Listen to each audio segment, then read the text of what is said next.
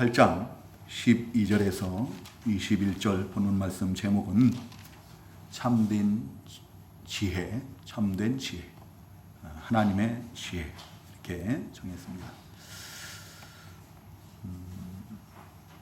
하나님께서는 성경 여러 곳에 지혜에 대해서 말씀하십니다. 특히 잠언서에 보면은 지혜에 대한 교훈이 많은데요. 그래서 이 잠언서를 가리켜서 지혜서라고도 이렇게 부릅니다. 우리가 잠언서를 읽다 보면은 지혜에 대해서 얼마나 많은 교훈을 하시는지 알 수가 없어요. 그 앞에 4장 6절인가요? 4장 6절부터 9절에 보면은 지혜를 사랑하라고 합니다. 그가 너를 지키시리라. 또 지혜가 제일이라고 그래요. 지혜가 제일이다. 또 지혜를 높이라고 합니다. 그리하면은 그 지혜가 너를 높이리라. 높이 들리라 그랬죠. 또 지혜를 품으면 그가 너를 영화롭게 하리라. 그가 아름다운 관을 내 머리에 두겠고 영화로운 면류관을 내게 주리라. 라고 이렇게 말하죠. 또 그 앞에 그 3장 바로 앞에 그 잠언 3장 13절부터 보면 지혜를 얻는 자와 명철을 얻는 자는 복이 있나니 지혜를 얻는 것이 은을 얻는 것보다 낫고 그 이익이 정금보다 낫다라고 해요. 또 지혜는 진주보다 귀하고 그 사모하는 어떤 것으로도 그 지혜와 비교할 수 없다라고 합니다. 그 가치가 그 어떤 것보다 더 가치 있다라는 거죠. 뛰어나다는 거죠. 그 지혜의 오른손에는 장수가 있고 지혜의 왼손에는 부귀가 있나니 그 길은 즐거운 길이요 그 지름길은 다 평안이라고 해요. 평강이라고 했습니다. 지혜는 그 얻는 자에게 생명나무라 했습니다. 지혜를 얻는 여러분 생명나무를 얻게 되면 어떻게 돼요? 생명나무가 뭐예요? 창세기 2장에 보면은 에덴 동산이 있죠. 그 에덴 동산에 선악을 알게 하는 나무가 있고 또 생명나무가 있어요. 근데 그 생명나무의 열매를 먹으면 어떻게 돼요? 영원히 죽지 않죠. 영생을 해요. 그 생명나무예요. 그 지혜를 갖는 자는 생명나무를 지혜를 얻는 자에게 생명나무라 했죠. 지혜가. 지혜는 그 얻는 자에게 생명나무라. 지혜가 곧 예수 그리스도인 거예요. 우리가 예수 그리스도를 믿으면 어떻게 해요? 영생을 얻잖아요.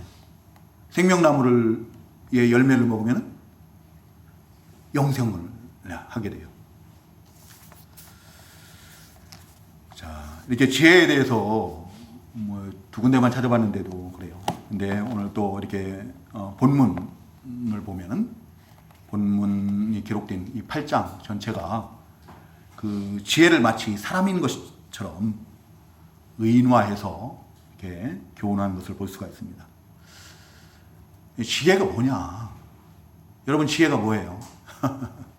예? 지혜가 뭡니까? 하고 이렇게 물어보면은 이제 먼저 우리가 그 지혜를 그 사전적인 의미부터 이렇게 좀 찾아봐야 돼요. 사전적인 의미는 사물의 이치를 빨리 깨닫고 또 선악다이를 잘 분별해서 정확하게 그 일을 잘 처리하는 그런 능력이라고 해요. 정신적 능력 또는 마음의 작용 이렇게 얘기를 합니다. 지혜가 뭐라고요? 다시 한번 불러드릴게요. 사물의 이치를 빨리 깨닫고 또 선악다이를 잘 분별해서 정확하게 처리하는 정신적 능력 또는 마음의 작용이라고. 우리 스승 목사님이 신대원 다닐 때 그 스승 목사님께서 이제 신학자이시니까 그분은 신학 교수니까요. 신학자이시니까 신학적 관점에서 지혜에 대해서 정의를 하시는데 뭐라고 말씀하시는가 하면은 하나님의 말씀을 우리 삶 가운데 적용시키는 능력이다.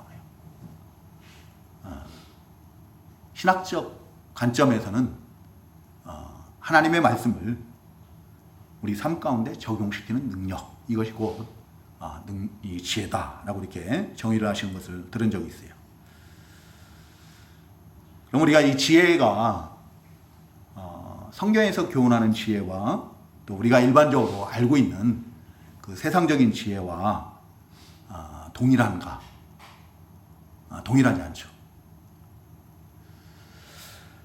하나님께서는 시편 111편 10절이죠. 마지막 절, 또 잠언 1장 7절에 보면은 여호와를 경외하는 것이 지혜의 근본이라고 그래요. 지식의 근본, 지혜의 근본, 시작이라고 이렇게 말씀하시죠.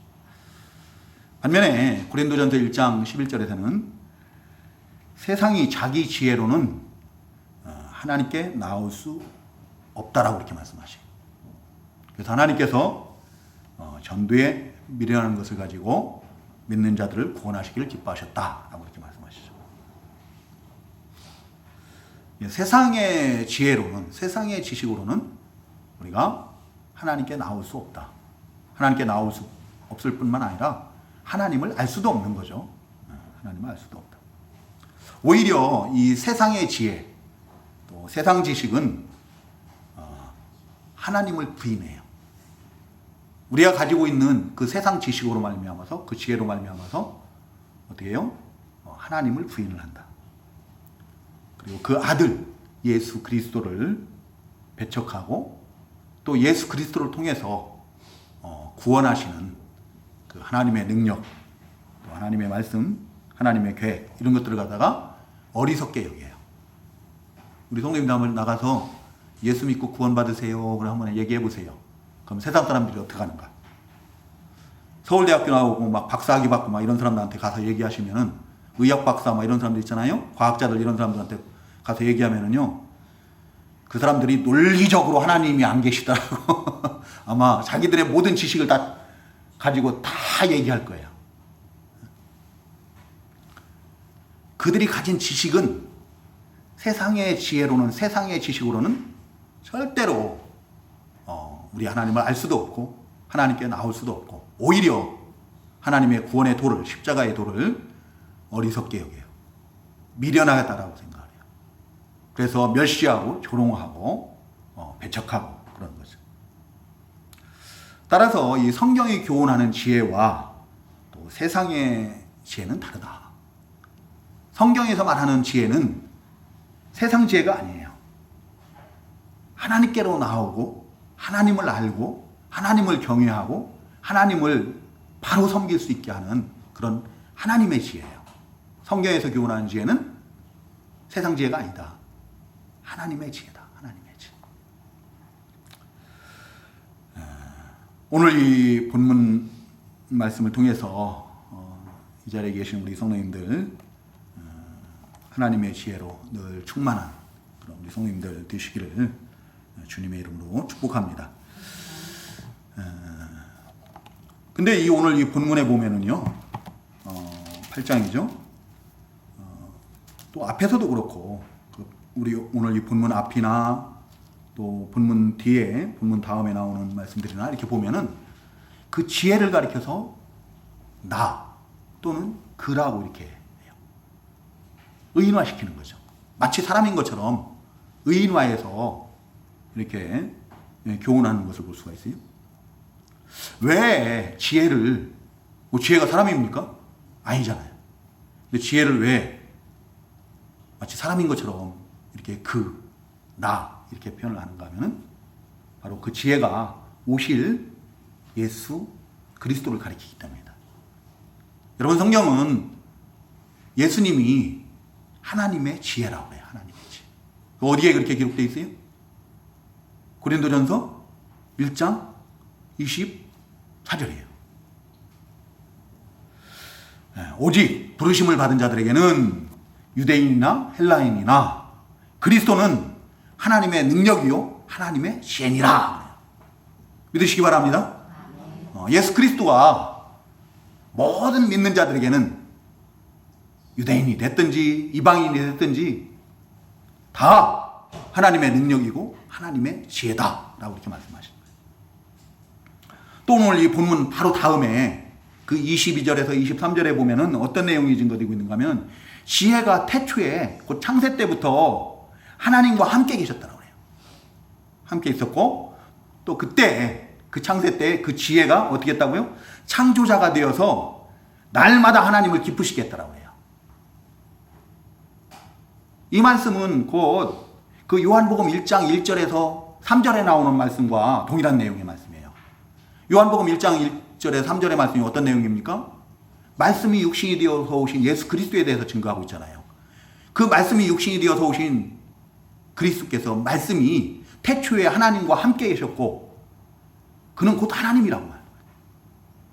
모든 만물이 다 그로 말미암아 지음을 받았고 그가 없이는 아무것도 된 것이 없다래요. 그 내용과 똑같은 내용이에요. 따라서 우리가 이 바로 지혜가 이 잠언에서 교훈하는 그 지혜가 오실 예수 그리스도를 가리킨다는 거예요. 육신을 입고 이 땅에 오신 하나님의 지혜이신 예수 그리스도를 가리킨다. 오늘 이 본문에 보면은 12절, 13절에 보면은요, 그 지혜의 그 속성이 이렇게 증거되고 있어요. 12절에 보면은 나 지혜는 명철로 주소를 삼으며 지식과 근신을 찾아온나니 그랬어요. 지혜는 이 성경에서 교훈하는 참 지혜, 하나님의 지혜, 예수 그리스도는 지식과 명철과 또 근신, 그 지혜와 관련된 그 풀가분의 관계에 있는 그런 모든 요소들을, 기능들을 다 포함하는 참된 지혜이고 전지한 지혜다. 모든 것을 다 하는 지혜예요. 여러분, 우리 주님은 하나님의 지혜이신 우리 주님은 전지하신 분이세요. 알지 못하시는 것이 아무것도 없다. 모든 것을 다 아시죠. 근데 우리 인생들은 그렇지 못하죠. 제가 신학을 오랫동안 공부를 했으니까, 목회를 했으니까 성경을 다 알 것 같잖아요. 절대 그렇지 않아요. 다 알지 못합니다. 여러분들 혹시 아픈 데가 있어서 병원에 가시는 분들 계십니까? 병원에 가면 의사들이, 유능한 의사들이 어떻게 해요? 내가 왜 뭘 잘못해서 아픈지, 뭘 먹어서 아픈지, 또 치료 방법이 뭔지 다 알잖아요. 근데 그 의사가 자기 분야 외에 다른 것도 다 알아요? 그렇지 못해요. 자기 분야만 아는 거예요. 그 의사 보고 가가지고 뭐 전기가 뭐가 이상이 생겼으니까, 아니면 뭐 기계실에 뭐가 고장났으니까 그런 거 고치라고 그 사람이 할 수 있어요? 못해요. 엄두도 못 내죠. 우리 인생들은, 우리의 지혜는, 세상 지혜는 온전하지 못해요. 지극히 작은 지혜이고 편협하고 얕은 그런 지식이죠. 그렇지만 하나님의 지혜는, 예수 그리스도는 전지하다. 알지 못하는 것이 아무것도 없다. 모든 것을 다. 그래서 골로새서 2장 3절에는 그 안에는 지혜와 지식의 모든 보화가 감춰져 있느니라 하라고 해요. 예수 그리스도 안에는 모든 지혜와 지식의 보화가 감춰져 있다. 육신의 것뿐만이 아니에요. 영적인 부분까지도 다 영육 간의 모든 문제를 우리가 그 그리스도 안에서 해결할 수 있는 거예요. 우리의 죄 문제, 우리 구원, 영생의 문제, 이런 영적인 부분뿐만 아니라 우리 육신적인 부분까지도 강건함과 형통하는 것, 이 세상에서 우리가 형통케 되는 것, 이런 것까지도 다 예수 그리스도 안에서 다 문제가 해결된다는 거예요. 오늘 본문 18절 보세요. 18절에 보면 뭐라고 그래요? 우리 성령님도 좋아하시는 거 한번 읽어보세요. 18절, 19절, 21절 한번 같이 읽어보겠습니다. 시작. 부귀가 내게 있고 장구한 재물과 공의도 그러하니라. 내 열매는 금이나 정금보다 나으며 내 소득은 순금보다 나으니라. 21절. 이는 나를 사랑하는 자가 재물을 얻어서 그 곳간에 채우게 하려 함이니라. 예수 그리스도 안에 부귀와 영화와 장수와 이런 모든 것이 다 있다는 겁니다. 강건함과 형통함 이런 게 다 있어요. 이 모든 만물을 지으신 분이 바로 창조자 우리 주님이시잖아요. 이 모든 만물이 다 우리 주님의 것이거든요. 금도 내 것이고 은도 내 것이다라는 거예요. 우리 주님께서 주시고자 하는 자에게 주시겠다라는 거예요. 어떤 자에게 주시겠어요? 주님께서 기뻐하시는 자들이죠. 주님께서 사랑하시는 자들이에요.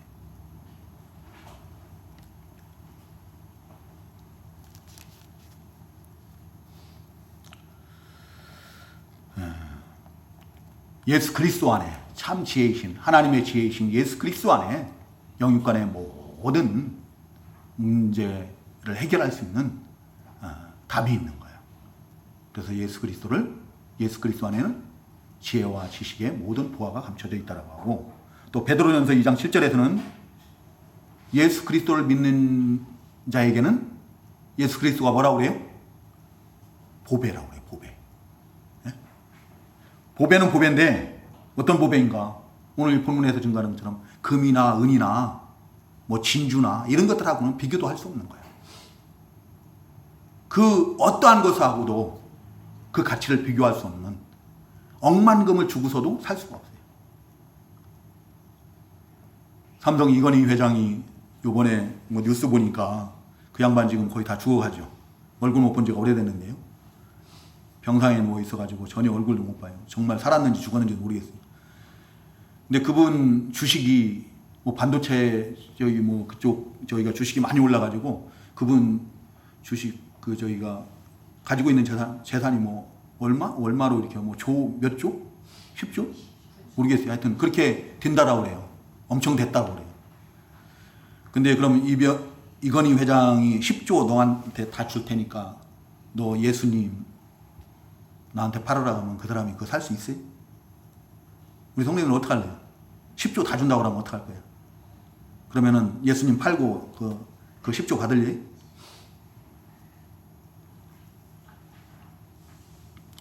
억만금을 주고도 예수 그리스도를 얻는 것은 안 되는 거예요. 금이나 은이나 진주나 어떠한 것과도 비교할 수 없는 보배다. 그래서 바울 사도는 뭐라고 합니까? 바울 사도는 자기에게 유익했던 모든 것들을 갖다가 빌립보 3장에서 다 해로 여겼다고 해요. 배설물과 같이 여겼다. 예수 그리스도를 얻기 위해서 자기가 가지고 있는 그 부와 명예와 권세와 이런 것들이 내가 예수 그리스도를 알고 예수 그리스도를 믿고 예수님과 가까워지고 내가 그리스도 안에서 발견되고 그런데 방해가 되는 거예요. 그래서 그것을 갖다 다 버렸다라고요. 다 잃어버렸다. 배설물같이 여겼다. 그렇게 예수 그리스도가 하나님의 지혜이신 참 지혜이신 그리스도가 소중한 보배인 거예요. 그 어느 가다하고도 바꿀 수가 없는 가장 가치 있는 가장 고상한 이 자리에 계신 우리 성도님들에게도 참 지혜이신 우리 주님과 하나가 되는 연합되는 그런 은혜가 있기를 주님으로 축복합니다. 그래서 이 세상 살아가는 동안에 어떠한 일이 있을 때도 항상 그 전지하신 전능하신 그 주님의 은혜로 주님의 도우심으로 주님의 능력을 힘입어서 다 모든 문제를 해결하는 그런 은혜가 있기를 바랍니다. 그리고 이 참 지혜는 13절에서 증거하는 것처럼 악을 미워해요. 13절 한번 같이 읽어보겠습니다. 시작. 여호와를 경외하는 것은 악을 미워하는 것이라. 나는 교만과 거만과 악한 행실과 패역한 입을 미워하느니라. 아멘. 지혜는 교만과 거만과 악한 행실과 패역한 입을 미워한다고 해요.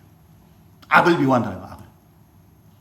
이건 하나님의 성품이에요. 악을 미워하는 것은 하나님의 성품이다. 하박국 그 1장 13절에 보면은 하나님은 눈이 정결하셔서 악을 참아 보지 못하시고 또 뭐도 못 본다고요? 패역함을 보지 못하신다. 그 앞에 그 6장 16절에 보세요. 그 잠언 6장 16절, 17절 한번 같이 읽어볼까요? 17절, 18절, 19절까지 간편 16절부터 한번 읽어보겠습니다. 잠언 6장 16절. 하루 앞에 한 장 넘기면 돼요, 한 장. 6장 16절, 17절, 18절, 19절 같이 읽습니다. 시작. 여호와께서 미워하시는 것 곧 그의 마음에 싫어하는 것이 17가지이니 곧 교만한 눈과 거짓된 혀와 무죄한 자의 피를 흘리는 손과 악한 계교를 꾀하는 마음과 빨리 악으로 달려가는 발과 거짓을 말하는 망령된 증인과 및 형제 사이를 이간하는 자이니라. 아멘. 우리 하나님은 악을 미워하세요. 악을 미워하신다. 오늘 이 본문에 보니까 그 지혜가 미워하는 거 크게 세 가지예요. 교만, 또 거만, 또 악한 행실, 패역한 일.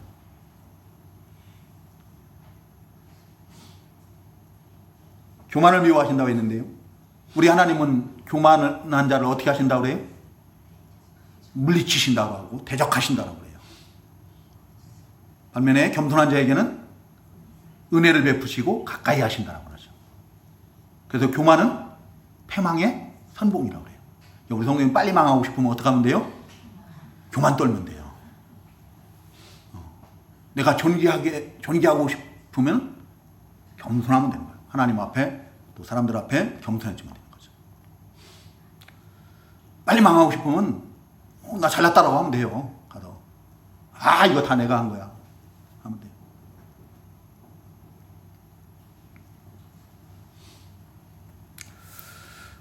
또 악한 행실을 미워한다. 여러분, 악한 행실이라는 것은 우리가 예수를 알지 못하는 자들은, 믿지 않는 자들은, 참된 지혜이신 하나님의 지혜이신 예수 그리스도를 알지 못하는 자들은 뭐를 악한 행실이라고 해요? 도둑질을 하고, 살인을 하고, 강도를 하고, 음행을 하고, 법규를 어기고 그래야 그걸 악한 행실이라고 생각하는데요. 예레미야서 2장 9절에 보면 악이 하나님을 버리는 것과 또 그 속에 그 마음 가운데 하나님을 경외함이 없는 것이 악이라고 해요. 이 말은 그냥 쉽게 말해서 하나님 버리고 하나님 없이 내가 주인 된 삶을 사는 거예요. 내 마음대로 사는 거예요. 내가. 지금 오늘날 예수를 믿는다는 하나님의 백성들 한번 생각해 봐야 돼요. 내가 삶 가운데서 요 자리에서는 안 그러죠. 요 자리에서는. 여기서는 안 그래요.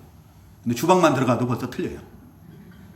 그리고 여기 예배 끝나고 문 열고 딱 나가면 또 틀려요. 차 탈 때까지만은 괜찮아. 차 타고 내려서 이제 집에 들어가면 또 틀리고.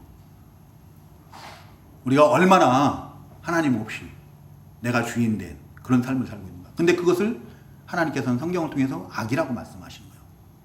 내가 주인 된 삶을 사는 것이 곧 악한 행실이다.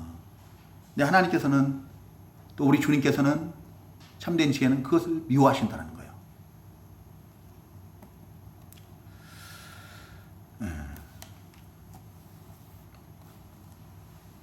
또 세 번째로 패역한 입을 미워하신다고 그랬죠. 패역한 입. 패역한 입은 어떤 입입니까?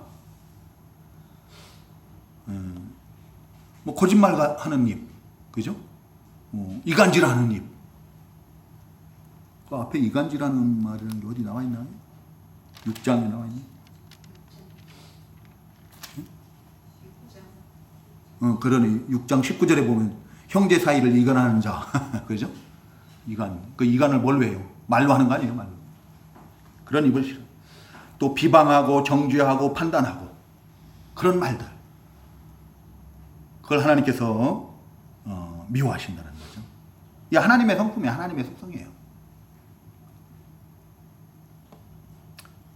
그래서 예수 그리스도를 믿는 사람들은 우리가 어떤 말을 해야 되는가? 말에 실수가 없는 자가 온전한 자라고 있는데요. 말에 실수가 없도록 해야 돼요. 말을 할 때 이런 악한 말을 하지 말고 남을 비방하는 말, 정죄하는 말, 판단하는 말, 이런 말들 하지 말고 아름다운 말을 하세요. 그런 말을 하지 말고 뭘 어떤 말을 하라고요? 대신해야 돼요. 대신. 대체가 돼야 돼요. 그게. 그냥 하면 안 된다 이렇게만 생각하고 있으면 안 되고 적극적으로 우리 성도님들이 말을 바꿔야 돼요. 감사의 말로 바꿔야 돼요. 또 은혜스러운 말로 바꿔야 돼요. 덕스러운 말로 바꿔야 돼요. 가장 아름다운 말은 하나님께서 기뻐하시는 아름다운 말은 어떤 말이에요? 복음이에요, 복음. 복음을 말하는 거예요. 예수 믿으세요. 예수 믿고 구원 받으세요. 예수 믿고 천국 가세요. 예수 믿고 복 받으세요. 근데 그 복을 분명하게 잘 설명을 해줘야 돼요. 잘못 설명을 하면은 교회 와가지고 벼락부자 되는 줄 알고 나와요. 근데 1년 다니고 2년 다녀도 영 부자가 안 되니까 어떻게 해요? 그냥 떠나버려요. 근데 그런 복이 아니에요. 그것은 내 영혼이 잘 돼야 돼요, 먼저. 영혼이 잘 되고 나면은 그 다음에 하나님께서 그것은 더해 주시는 거예요. 내 영혼이 잘 될 생각은 안 하고 그냥 계속 그 복만 생각하고 있는 거예요. 부자 되는 거, 형통케 되는 거, 그런 것만 생각하는 거죠. 근데 영혼이 잘 돼야 된다. 내 영혼이 우리 주님과 연합이 된 거듭난 새로운 피조물이 돼야 돼요. 그래서 늘 주님과 동행하는 그런 인격체가 돼야 돼요. 그럴 때 하나님께서 우리를 통해서 어떻게 해요? 영광을 받으시기 위해서 그 사람을 부하게도 하시고 뛰어나게도 하시고 높이기도 하시고 존귀케 하시고 그러는 거죠.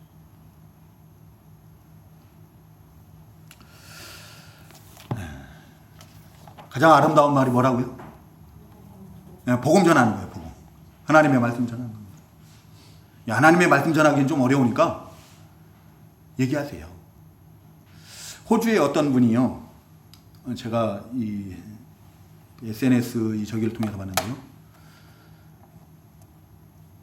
자기가 예수를 믿는 사람인데 그냥 세상을 허랑방탕하며 자기만을 위해서 사는 거예요.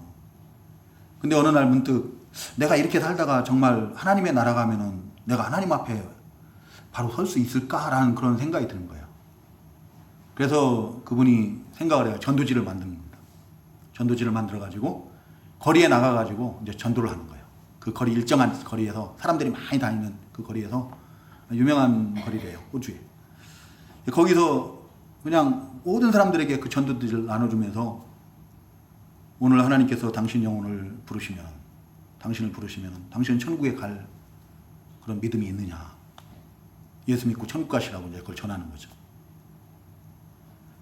근데 그 사람이 이제 거의 죽을 때 거의 다가오죠. 나이가 들고 더 이상 나가서 그런 거 할 수가 없는 그런 상태가 됐는데 이상한 현상이 일어나는 거예요. 여기저기서 호주에서 어떤 사람이 전도하는, 당신이 오늘 죽으면 천국에 들어갈 수 있느냐, 예수 믿고 천국 가라고 그 말을 했던 그 말 때문에 예수를 믿게 된 사람들이 미국에서도 나타나고 영국에서도 나타나고 인도에서도 나타나고 중국에서도 나타나고 그러는 거예요. 그래서 그 사람을 통해서 구원받은 사람이 그 집회 부흥 강사예요. 그 영국의 어떤 집회 그 하는 분인데 그분이 다니면서 집회를 하는 동안에 그런 사람들을 만나는 거예요. 호주에 갔다가 내가 이래서 예수를 믿게 됐습니다 하고 가서 간증하는 사람들을 만나게 되는 거예요. 근데 호주에 가는데 어떤 한 사람이 그 거리에 서서 그 전도지를 나눠주면서 당신 오늘 죽으면 천국에 갈 수 있느냐, 예수 믿고 천국 가라고 했다. 우리가 전할 수 있는 건 그거예요. 여러분들은 신학자가 아니잖아요. 여러분들은 신학을 전공을 하는 사람들이 아니에요. 그래서 복음을 체계적으로 잘 전할 수는 없어요. 근데 우리가 전할 수 있는 것은 뭔가 하면은 예수 믿고 천국 가라는 거예요. 예수 믿고 구원받으라는 겁니다. 그거 전하면 되는 거예요. 그러면 역사하시는 분은 누구라고요? 하나님이세요. 성령님이세요. 당사자는 모르고 있었던 거예요. 그래서 그 부흥 강사가 그분을 찾아가가지고 전했더라고 해요.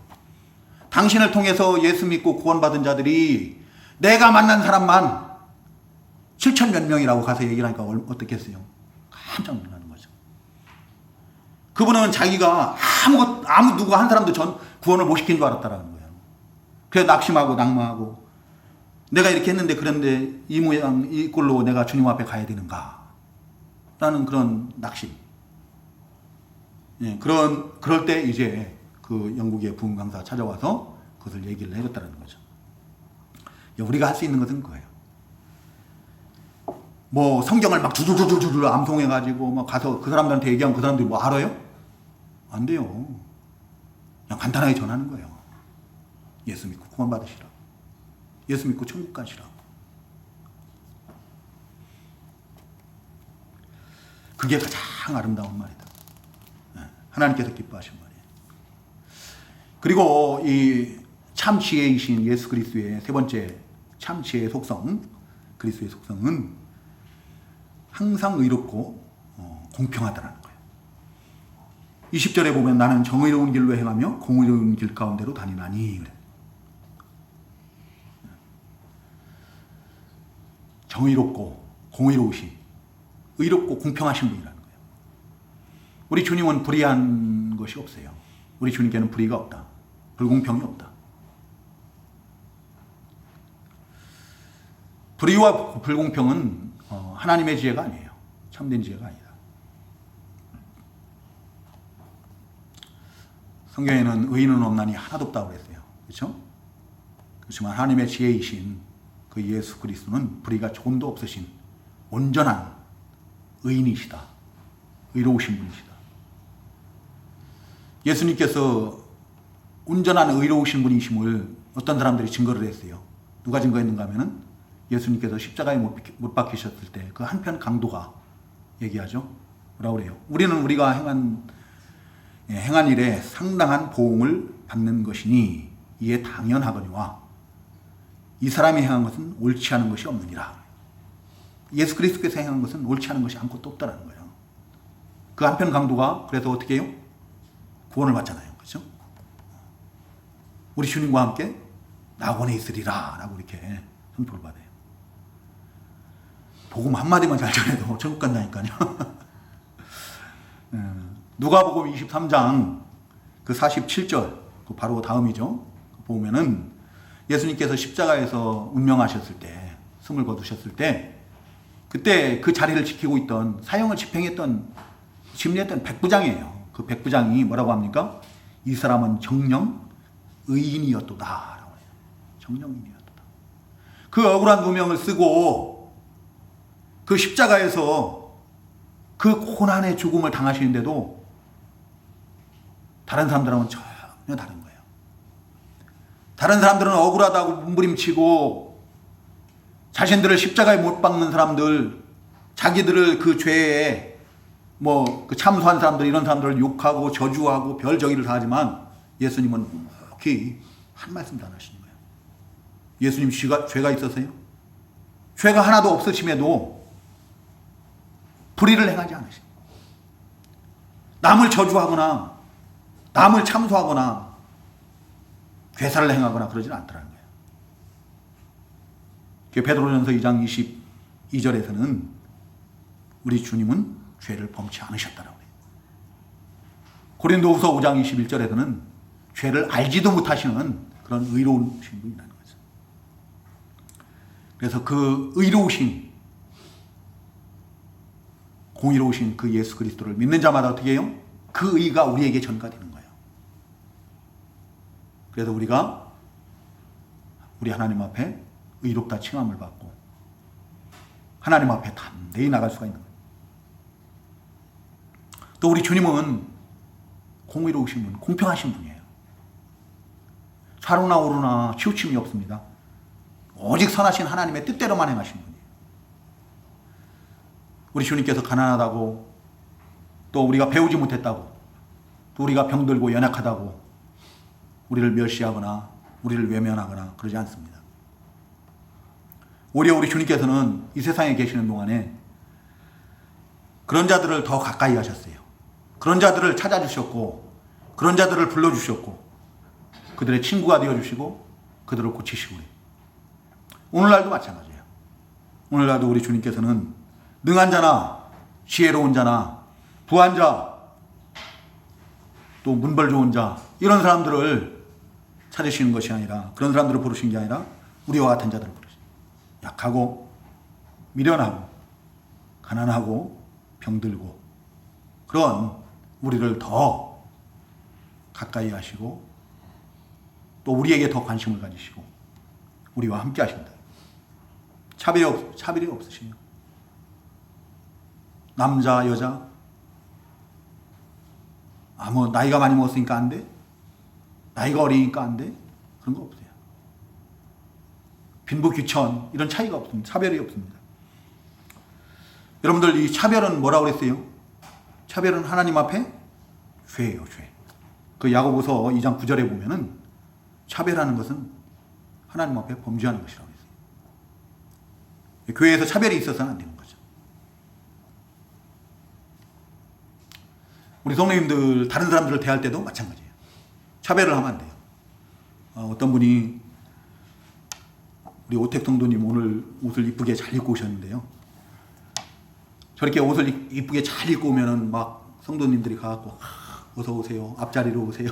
그러다가 어떤 허름한 막 정말 이 뭐라고 그래요? 요즘 뭐라고 해야 되나? 그 노숙자 같은 그런 차림으로 누가 왔어.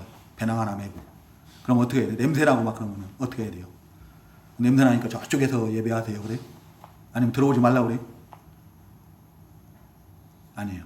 근데 교회에서만이 아니라 우리 성도님들의 일상 삶 가운데서도 그래야 된다는 거예요.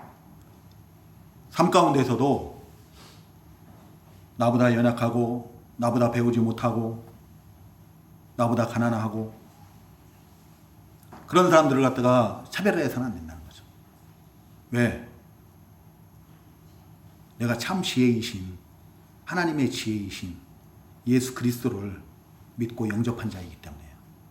예수 그리스도가 내 안에 영으로 와 계시기 때문에. 내가 그런 삶을 살면 우리 주님은 어떻게 해요? 근심하시죠. 성령님께서 근심하신다. 차별이 있어서는 안 돼요. 교회 안에서만 막 목사님이 보니까 뭐 성도님들이 보니까 그냥 차별이 없는 척 잘 가다가 문 열고 나가가지고는 뭐 누가 좀 도와달라고 그러면은 재수 없게 막 그러면서 뿌리치고 외면하고 그래서 안 된다는 거죠. 오히려 그런 사람들을 어떻게 해야 돼요? 우리 주님께서는 그런 사람들을 더 가까이 했다라고 했어요. 그죠? 그런 사람들에게 손을 내미시기 바랍니다. 그래요. 내 가진 것 가지고 많이는 아니더라도 밥 한 끼 먹을 수 있는 그 정도 할 수 있으면 하고 그것도 안 되면 어떻게 해요? 좀 보태서 드시라고 하고 다만 얼마라도 이렇게 도움을 주면서 예수 믿으시라고. 예수 믿고 천국 가세요. 이런 문제가 이렇게 내가 몇 푼 준다고 해서 이거 해결되지 않습니다. 예수 믿으세요. 예수 믿으면 해결됩니다. 주님의 사랑을 전해야 돼요.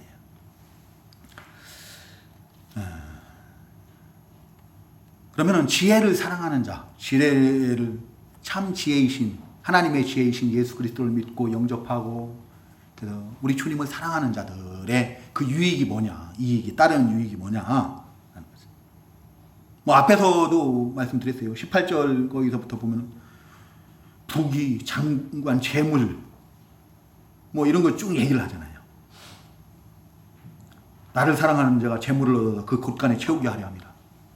하나님께서 우리의 모든 필요를 아시고 어떻게 한다고요? 주신다라니까요. 우리 성도님들 믿으세요 이거? 믿어요? 안 믿어요? 영 안 믿는 것 같아요.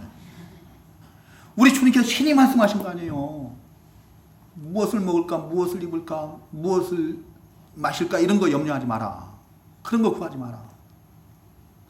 하늘에 계신 너희 아버지가 너희에게 이런 것들이 있어야 될 것을 다 아신다라는 거예요. 구하지 않아도 알아요. 네, 구하지 않아도 다 안다. 너희는 먼저 그의 나라와 그의 의를 구하라. 그리하면은 이 모든 것을 너희에게 더하시리라 라고 말씀하셨잖아요. 그 말씀이에요.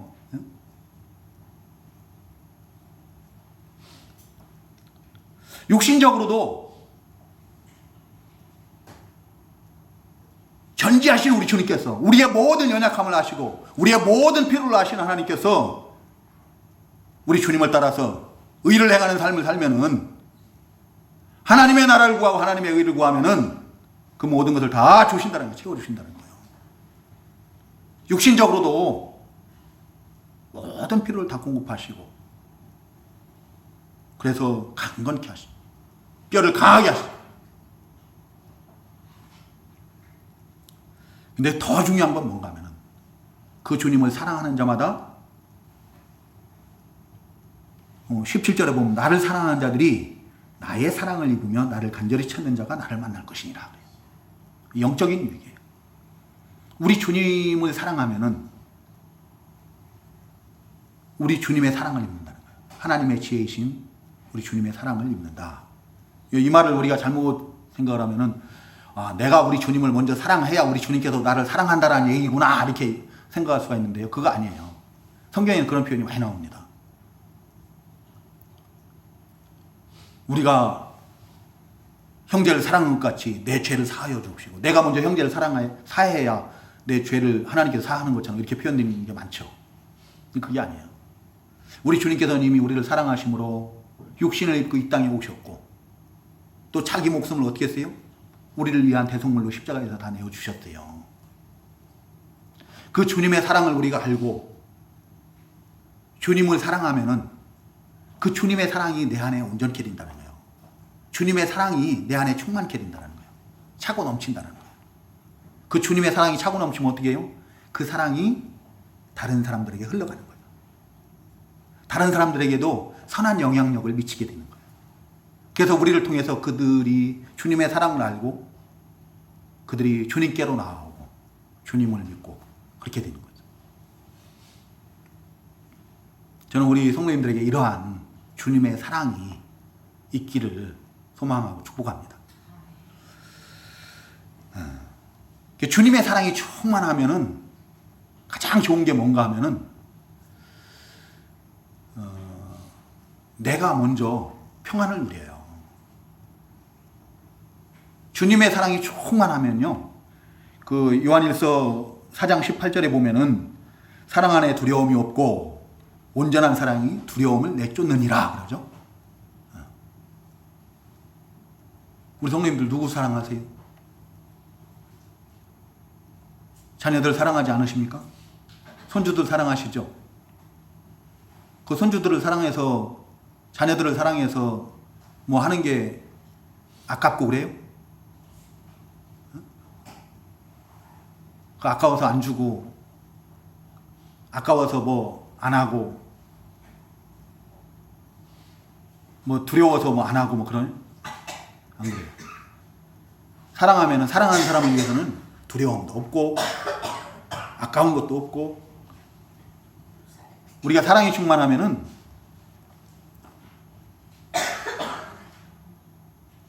모든 두려움이 다 사라진다는 거예요. 두려움과 관련된 근심과 걱정과 염려와 불안함과 이런 것도 다 사라집니다. 지난 주일날 얘기했잖아요. 막달라 마리아가 그 연약한 여인의 몸으로 피투성이가 되고 뚱뚱 붓고 다 찢어지고 그런 예수님의 몸, 그 시체, 그 장사 지내려고 그 새벽에 혼자 예수님의 무덤을 찾아가잖아요. 그거 공동묘지예요. 예수님을 사랑하는 마음이 충만하니까 두려움이라는 게 없는 거예요. 오직 예수님을 장사할 생각 그것밖에 안 드는 거예요. 뭐 귀신이고 뭐고 아무것도 없고. 귀신이 암만 다글다글거리고 바글바글거리면 어때요? 근데 그게 아무것도 생각이 안 나요. 그게 아무것도 안 보이는 거예요. 뭐만 보여요? 오직 예수만 보이는 거예요. 내가 사랑하는 것만 보이는 거예요.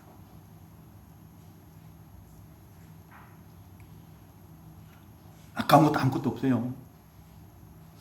예수님에 대한 사랑이, 예수님의 사랑이 나에게 충만하면요, 아까운 것도 없어요. 앞에서 말씀드린 것처럼 그 사랑하는 손주들 위해서, 자녀들을 위해서 아까운 게 뭐가 있습니까? 우리 부모님들 왜 고생하세요? 그 사랑하는 자녀들 때문에 그렇게 고생하시는 거 아니에요? 사랑하는 가족들 때문에 그렇게 고생하시는 거 아니에요? 일터에 나가서 하루 종일 피땀 흘려서 일하시고 그런 거 아니에요?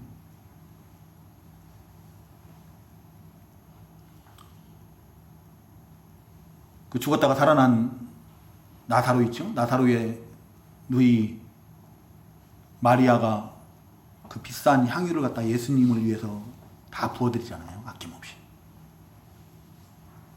주님을 사랑하는, 주님의 사랑이 충만하면, 주님을 사랑하는 마음이 충만하면 아까운 것도 없고 주님께 온전히 올인할 수 있는 거예요. 헌신할 수 있는 거예요. 오늘날 지금 주의 종들을 보세요. 많은 선교사님들이 해외에 자기의 모든 것을 바쳐서 가서 그 수고를 하는 이유가 뭐예요? 주님을 사랑하기 때문이에요. 그래서 헌신할 수 있는 거예요. 우리 동기 목사님 파키스탄, 또 그분은 이상하게 이슬람권으로만 가요. 그 이슬람권 가서 걸렸다가는 죽음이거든요, 거의. 근데 이번엔 파키스탄 또 갔어요. 파키스탄 갔다가 지금 거의 한 달 이상을 가서 그 선교 사역을 하고 마치고 그저께 돌아왔는데, 그 자기들 생명 내놓고 이렇게 가는 이유가 뭐예요? 자기만 간 것도 아니에요. 또 자기 딸도 데리고 가고 자기 부인도 데리고 가고 사모님도 데리고 갔어요. 그러니까 이번에는 그렇게 가서 복음 사역을 하는 이유가 뭡니까? 주님에 대한 사랑 때문에 그래요. 자기 목숨도 안 아까운 거예요.